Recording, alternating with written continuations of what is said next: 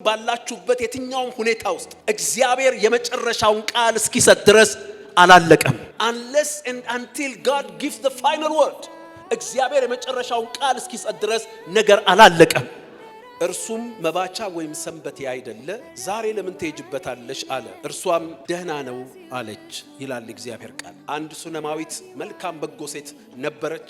ነብዩን ኤልሳን እንዴት እንደተቀበለችው እግዚአብሔር ቃል ይናገራል። እና በጥሩ ሁኔታ ካስተናገደችው ከተቀበለችው በኋላ ነብዩ ኤልሳ በቤቷ የሌለውን አንድ ነገር ባሏ አርጅቷል፣ እሷም ልጅ የላትም፣ ስለዚህ ልጅ እንዲኖራት ጸልየላት በአመቱ ወንድ ልጅ ወለደች። ከዚያ ያ ልጅ ካደገ በኋላ ወደ አባቱ እርሻ ወጥቶ ታመመ። ራሴን አለ።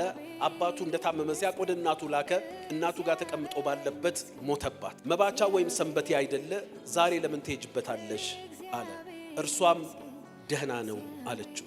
ልትነግረው ይገባል። እንደ ባልነቱ ማወቅ አለበት፣ እንደ አባትነቱ ማወቅ አለበት። በኋላም ኤልሳ ጋር ስትደርስ እሱ ጋር እስክትጠጋ ድረስ ለመጣው ሁለተኛ ሰው በዝርዝር እንኳን ስለ ጉዳዩ ብትጠየቅ ደህና ነው አለች። ይሄ በውስጧ የነበረ የአሸናፊነት አመለካከት በመሰረታዊ ደረጃ የልቦና ቁመና ነው። በልቡ እንዳሰበ እንዲሁ ነውና ይላል። as a man thinks in his heart so is he። አመለካከት በህይወታችን አሸናፊነት ዙሪያ ትልቅ ጉልበት አለ። እቺ ሴትዮ እያበደች እየጮኸች ምናልባት ወርዳ ባሏን ልትከስ ትችላለች። ምን አርገው ነው ጤናማ ልጅ ሰጥቼ እንደዚህ አድርገ የምታመጣው ሞተቆ ልትል ትችላለች። ግን የሰጠችው ምላሽ ካታያዋ የመነጨ የአመለካከቷ ቁመና የአመለካከቷ ይዘት በኋላም አሸናፊ ያደረጋል። ዚግ ዚግላር የሚባል ሰው your altitude is determined not by your aptitude but by your attitude ይላል። ከፍታችሁን የሚወስነው ችሎታችሁ ሳይሆን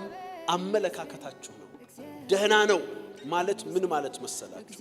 በአስቸጋሪና ፈታኝ ሁኔታ መካከል የተስፋንና የእምነትን መንፈስ የመያዝ አመለካከት ማለት ነው። ነፍሷ አዝኗል እኮ፣ ኢሞሽኗ ተጎድቷል፣ ስሜቷ ተጎድቷል። የደረሰባት ሁኔታ ቀላል አይደለም። ስሜቷን አመለካከቷ ኦቨርራይድ አደረገው። ደህና ነው ማለቷ ግን የተስፋና የእምነት መንፈስ መያዟ ነው። አምላኬን እስካገኘው እግዚአብሔር የመጨረሻውን ቃል እስኪሰጥ ድረስ አላለቀም ጉዳዩ። እጆቻችሁን ከፍ አድርጉ።